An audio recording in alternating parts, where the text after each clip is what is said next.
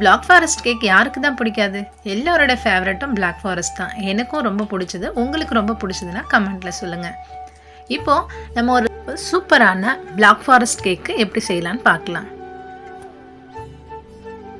நேற்று என்னோட பர்த்டேக்கு நானே கேக் பண்ணுறது கொஞ்சம் அவமானமாக தான் இருக்குது. இருந்தாலும் பார்க்கலாம் வாங்க. இதில் 250 ml மைதா மாவு எடுத்திருக்கேன், ஒரு கப் போல். 35 ml கொக்கோ பவுடர் எடுத்திருக்கேன்.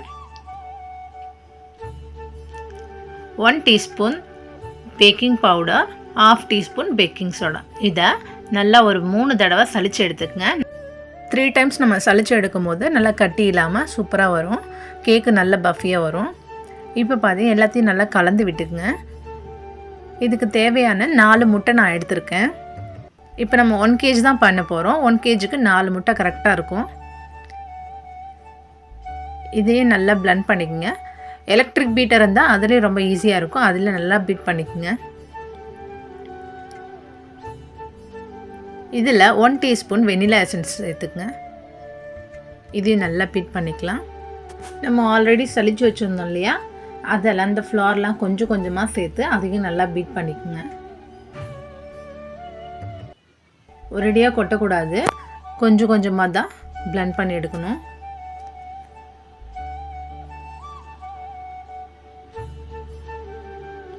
இது நம்ம 3 டைம்ஸ் யூஸ் பண்ணிக்கலாம். 3 டைம்ஸ் போட்டு நல்லா இது பண்ணிக்கலாம்.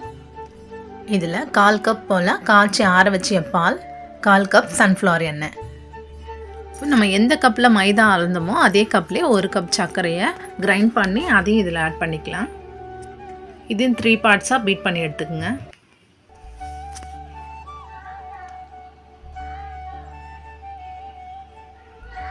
நான் ஆல்ரெடி ஓவனை 10 மினிட்ஸ் ப்ரீஹீட் பண்ணி வச்சுருக்கேன். மாவை நல்லா கலந்து விட்டுக்குங்க. நல்லா ரைட் சைடு நல்லா பொறுமையாக கலந்து விடணும். நம்ம ரொம்ப வேகமாக பண்ணிட்டா கேக் நல்லா ஹார்டாகிடும். இப்போது நான் 8 இன்ச் பேன் எடுத்துருக்கேன். அதை பட்டர் தடவி விட்டுக்கலாம். இப்போ நம்ம கலந்து வச்ச மாவையும் அது கூட ஆட் பண்ணிக்கலாம். இதில் ஒரு ஸ்டிக் வச்சு இதை நல்லா அதில் ஃபுல்லாக இது மாதிரி சுற்றி விட்டுக்குங்க. பபிள்ஸ் எதுவும் இருக்காது. இது நல்லா கீழே அழுத்தி டேப் பண்ணிக்கோங்க. இல்லை டேப்பராக இருந்துச்சுன்னா ஈஸியாக இருக்கும். ஓவன் ரெடி ஆகிடுச்சு. நான் 180 டிகிரி 35 மினிட்ஸ் வச்சுருக்கேன். இப்போ கேக் ரெடி ஆகிடுச்சு. இப்போ கேக் நல்லா வெந்துடுச்சான்னு பார்க்குறதுக்கு ஒரு ஸ்டிக் எடுத்து நல்லா அதில் விட்டு பாருங்கள். கையில் ஒட்டாமல் வந்துச்சுன்னா ஓகே, கேக் நல்லா வெந்திருக்கு. ஒரு 1/2 hour போல் நல்லா ஆற விட்டுருங்க. ஓப்பன் பண்ணி பார்த்தீங்கன்னா நல்லா வெந்து அழகாக பஃபியாக இருந்திருக்கும். மேலே இருக்க அந்த பட்டர் ஷீட்லாம் எடுத்துருங்க. கேக் நல்லா ரெடி ஆகிடுச்சு. நல்லா புஸ்ஸு புஸ்ஸுன்னு ரொம்ப ஸ்பான்ச்சியாக இருக்குது. கேக் செய்கிறதுக்கு முக்கியமானது மெஷர்மெண்ட் மட்டும்தான். மெஷர்மெண்ட் கரெக்டாக இருந்துச்சுன்னா கேக் எல்லாமே நல்லா தான் வரும். இப்போது இந்த மேலே இருக்கிறத மட்டும் கட் பண்ணி எடுத்துக்கலாம். இப்போ செர்ரி சிரப் கொஞ்சம் ரெடி பண்ணிக்கலாம். இல்லை ஆல்ரெடி நான் செர்ரிஸ் எடுத்திருக்கேன். கொஞ்சோண்டு சுகர் கலந்துக்கலாம். இது ஜஸ்ட் பாயில் ஆனால் போதும். நல்லா கொதிக்குது பாருங்கள், இந்த பதம் போதும். இல்லை ஒரு 250 ml விப்பிங் க்ரீம் எடுத்திருக்கேன். இதையும் நல்லா பீட் பண்ணிக்கலாம். ஃபஸ்ட்டு ஸ்லோவில் வச்சு பீட் பண்ணுங்கள். அப்புறமா ஒரு 10 மினிட்ஸ் ஆஃப்டர் நல்லா ஃபாஸ்ட்டில் வச்சு பீட் பண்ணிக்கலாம். இப்போ இதில் சுகர் கம்மியாக தான் இருக்கும். நம்ம மீதி இருக்க சுகரை இதில் ஆட் பண்ணிக்கலாம். கொஞ்சம் கொஞ்சமாக ஆட் பண்ணி இதையும் நல்லா பீட் பண்ணி இப்போது இந்த சைடில் இருக்கிறதெல்லாம் இல்லை எடுத்து விட்டுருங்க. எடுத்து விட்டேன். இன்னும் கொஞ்சம் ஒரு ஃபாஸ்ட்டாக ஒரு 10 மினிட்ஸ் போல் பீட் பண்ணி எடுத்துக்கங்க. பீட் பண்ணும்போது அதை எடுத்து பார்க்கும்போது இதில் கீழே விழக்கூடாது, அந்த அளவுக்கு பீட் பண்ணணும். இந்த பதம் போதும். இப்போ கேக்கை 3 பிரிவாக நம்ம கட் பண்ணி எடுத்துக்கலாம். இல்லை பொறுமையாக சமமாக கட் பண்ணுங்கள். ரொம்ப வேகமாக கட் பண்ணிட்டிங்கன்னா நடுவில் கட் ஆகிடும். இப்போது செகண்ட் பார்ட்டையும் நல்லா பொறுமையாக அதே மாதிரி கட் பண்ணுங்கள். அவ்வளோதான், 3 பார்ட்ஸ் போதும். இப்போ நான் க்ரஷ் எடுத்திருக்கேன்.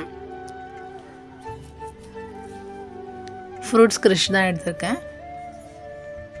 நம்ம ஆல்ரெடி செர்ரி சிரப் ரெடி பண்ணோம் இல்லையா, அதையும் நல்லா மேலே ஸ்ப்ரெட் பண்ணி விட்டுக்குங்க. நம்ம சுகர் வாட்டர் எந்த அளவுக்கு நம்ம அதை கலக்கிறோமோ அந்த அளவுக்கு நல்லா சாஃப்டாக வரும் கேக்கு. அது செர்ரியும் நம்ம அது கூட ஆட் பண்ணிக்கலாம். இப்போது நம்ம பீட் பண்ணி வச்சுருந்த விப்பிங் க்ரீமையும் ஆட் பண்ணிக்கலாம். நான் அதில் ஆல்ரெடி க்ரஷ் யூஸ் பண்ணிட்டேன். நல்லா ஸ்ப்ரெட் பண்ணி விட்டுட்டு செகண்ட் பார்ட்டையும் போட்டுடலாம். அதுக்கும் அதே மாதிரி தான் கொஞ்சம் சுகர் வாட்டர், இதுலேயும் நம்ம செர்ரி ஆட் பண்ணிக்கலாம். இது நெக்ஸ்ட்டு க்ரீமு, இது நல்லா ஸ்ப்ரெட் பண்ணி விட்டுக்குங்க. தேர்ட் பார்ட் வச்சிடலாம். இதில் சுகர் வாட்டர் கம்மியாக யூஸ் பண்ணணும், ஏன்னா க்ரீம் போடுறதுக்கு அப்புறம் கஷ்டமாகிடும்.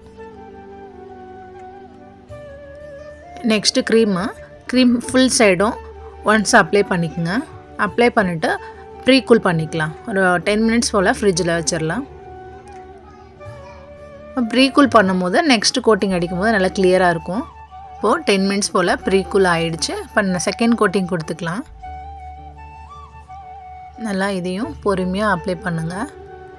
நல்லா இந்த ஓரங்கள்லாம் நல்லா கிளியராக அப்ளை பண்ணிவிடுங்க.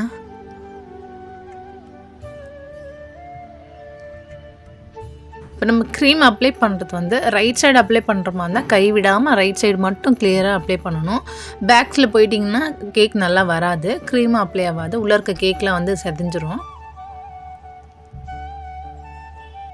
மேல் சைடு பார்த்திங்கன்னா அதுவும் ஒரே மாதிரி தான் அப்ளை பண்ணணும். பண்ணுறீங்களோ அதே சைடு போகணும். இந்த மாதிரி ஒரு 4-5 கோட்டிங் கொடுத்துக்குங்க. இதுவும் பார்த்திங்கன்னா கொஞ்சம் கொத்தனார் வேலை தான். செங்கல் உள்ளே இருக்கிறது தெரியாமல் வெளியில் பூசி விடுவாங்கள்ல, அது மாதிரி நம்ம கேக்கு உள்ளே இருக்கிறது தெரியாமல் மேலே க்ரீமை நல்லா பூசி விடுறது தான் இதோட வேலையே. இப்போ லாஸ்ட்டு ஃபைனல் கோட்டிங்க நல்லா சைடெலாம் ஒரே மாதிரி அப்ளை பண்ணிக்கோங்க. நான் ஆல்ரெடி சாக்லேட்டை குட்டி குட்டியாக கட் பண்ணி வச்சுருந்தேன், அதையும் இது மேலே அப்ளை பண்ணிக்கலாம். நல்லா நீட்டாக அப்ளை பண்ணுங்கள். அப்புறம் மேலே நிறைய ஒரு சின்ன ஃப்ளவர் மாதிரி வரைஞ்சி விட்டுக்கலாம்.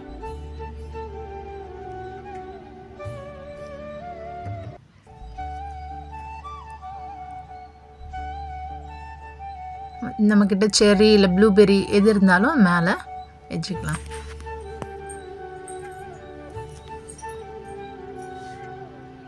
இப்போ லாஸ்ட்டாக ஒயிட் சாக்லேட், பிளாக் சாக்லேட் இருந்தால் மேலே லைட்டாக தூவி விட்டுக்கலாம். நான் இப்போ பிளாக் சாக்லேட் எடுத்திருக்கேன், அதையும் தூவி விட்டுக்கலாம். நெக்ஸ்ட்டு ஒயிட் சாக்லேட்டு, இதெல்லாம் நம்ம போடும்போது கடையில் வாங்குகிற ஃபீலிங்ஸ் வரும். நெக்ஸ்ட்டு சில்வர் பபிள்ஸ் வச்சுருக்கேன், குட்டி குட்டியாக அழகாக இருக்கும். அது மேலே போட்டிங்கன்னா அதில் அந்த சைடில் செர்ரி பழம் வச்சுருக்கோம் இல்லையா, அந்த சைடில் மட்டும் அப்ளை பண்ணுங்கள் பபிள்ஸை. இதில் மீதி இருக்க இன்னும் கொஞ்சம் கட் பண்ண சாக்லேட் இருக்குது, அதையும் மேலே அப்ளை பண்ணிக்கலாம். நல்லா தூவி விட்டுக்குங்க.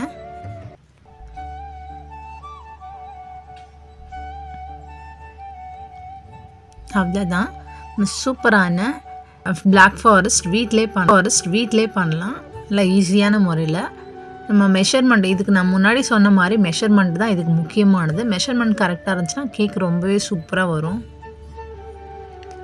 பாருங்கள் இவ்வளோ நீட்டாக அழகாக வந்திருக்குன்னு. இப்போ கேக் நல்லா பர்ஃபெக்டாக சூப்பராக வந்திருக்கு. ட்ரை பண்ணி பாருங்கள். ட்ரை பண்ணி பார்த்துட்டு கமெண்ட்டில் எப்படி இருந்துச்சுன்னு சொல்லுங்கள். ஃபைனலாக என் பர்த்டே ஹாப்பியாக செலிப்ரேட் பண்ணியாச்சு.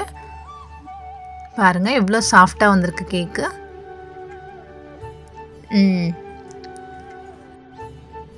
நல்லா சூப்பராக சாஃப்டான பிளாக் ஃபாரஸ்ட் ரெடி. இதே போல் நிறைய ரெசிபிஸ் வேணால் நம்ம சேனலை சப்ஸ்கிரைப் பண்ணுங்கள். தேங்க்யூ.